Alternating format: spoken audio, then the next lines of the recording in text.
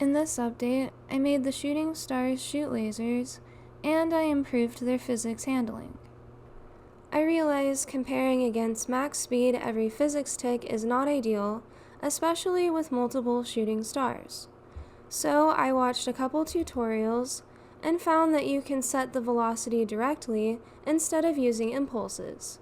This seems counterintuitive for rigid bodies, but it should be more efficient. I leave the physics and gravity settings as they were before. Set the linear and angular damp to 0 so it doesn't lose momentum. In the script, I increase max speed and max rotate.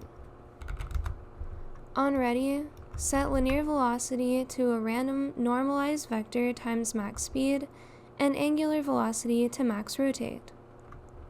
Then I clear the physics process and print the linear velocity length for now. From this, I can see the speed only changes when it bounces off the wall. So I turn on contact monitor and increase contacts reported to 1. Then connect to the body entered signal. This finds the ratio of max speed to current speed. Then multiply it to equalize the linear velocity.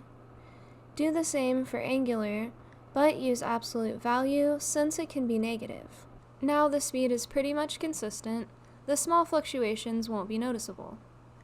I don't need to print the speed anymore, so remove the physics process completely and add the node to the bumper group.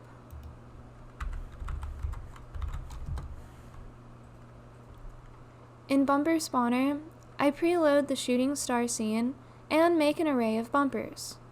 Then in the spawn function, I randomly select a bumper and make a new instance.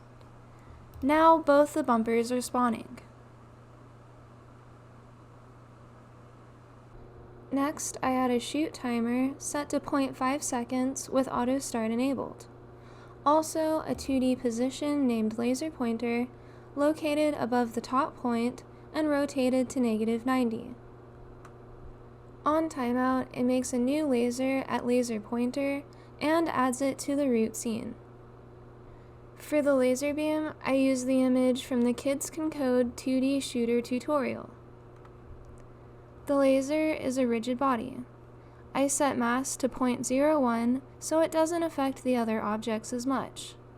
Then, like we did before, set friction to 0, bounce to 1, gravity scale to 0, and linear and angular damp to 0. Then turn on contact monitor and set contacts reported to 1. It has a circular collision shape centered on the origin with a sprite stretched out behind it. I also have a despawn timer set to 3 seconds. On ready, set linear velocity to starting speed rotated by initial rotation. When the despawn timer times out, cue free. When the laser collides with a body, if it's in the group player, subtract 5 health and cue free. Otherwise, turn the sprite in the direction of the linear velocity plus position. Now the shooting stars shoot lasers that damage the player. Thank you for watching this Derp Star update, and have a great day.